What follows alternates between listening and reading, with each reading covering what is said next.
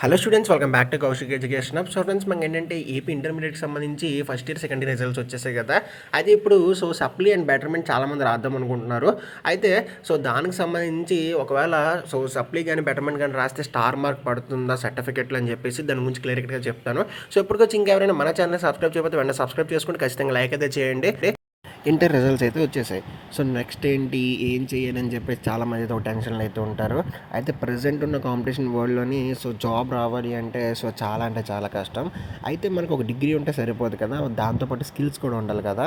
మరి ఆ skills fourth ఇయర్లో కాకుండా ఫస్ట్ ఇయర్ నుంచే నేర్చుకోవాలని ఉందా. అందుకని చెప్పేసి మీకు ఏంటంటే ఒక కాలేజ్ అయితే తీసుకొచ్చాను. అదేంటంటే next wave institute of advanced technologies.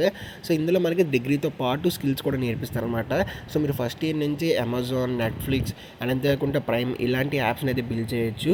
So మీకు ఏంటంటే సిఎస్సి విత్ ఏఎంఎల్ స్పెషలైజేషన్ అయితే ఉంటుంది. సో ఇంకా ఈ ఎన్ఐటి గురించి తెలుసుకోవాలనుకుంటే కింద ఫామ్ లింక్ డిస్క్రిప్షన్లో ఇస్తాను, అంతేకాకుండా కామెంట్ బాక్స్లో పిన్ చేస్తాను, ఒకసారి అయితే వెళ్ళి చెక్ చేయండి. ఇక టాపిక్లో వచ్చేస్తే మనకి రిజల్ట్స్ అనేవి అయితే వచ్చేసిన తర్వాత చాలామందికి ఏంటంటే సబ్జెక్ట్స్ ఉండిపోవడం కానీ లేదంటే తక్కువ మార్క్స్ రావడం కానీ జరిగింది కదా.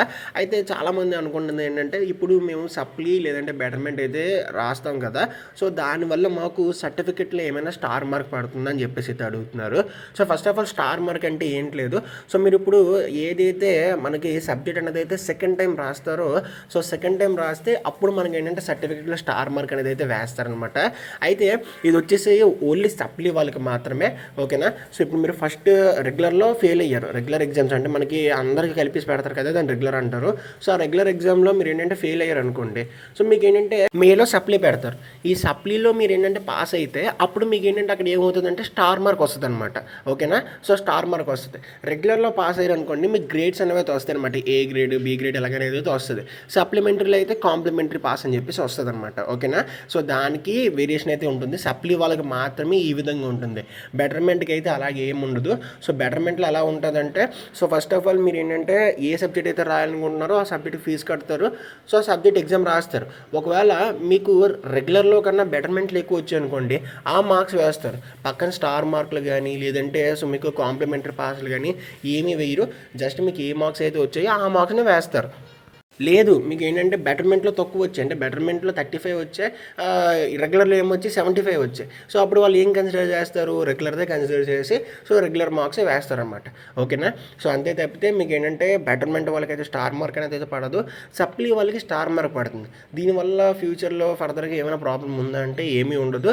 మనకి ఎక్కడ కూడా చెక్ చేయరు. వాళ్ళు అడుగుతారు జస్ట్, అంటే ఒకవేళ మీరు రేపు పొద్దున్న దేనికైనా వెళ్ళినప్పుడైనా సరే వాళ్ళు అడుగుతారు, ఓకే సప్లీలో పాస్ అయ్యేవా అని. అంటే అదొక చిన్న మీకు ఐడెంటిఫికేషన్ అనమాట.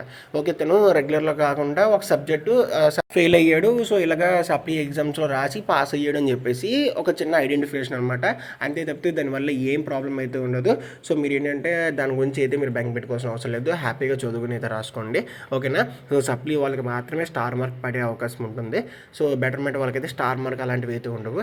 కాబట్టి ఇది ఫ్రెండ్స్ ఇవాళ వీడియో నచ్చితే ఖచ్చితంగా లైక్ అయితే చేయండి, తప్పకుండా సబ్స్క్రైబ్ అయితే చేసుకోండి, మీ ఫ్రెండ్స్కి మీరు అయితే షేర్ చేయండి. This is Kaushik signing off.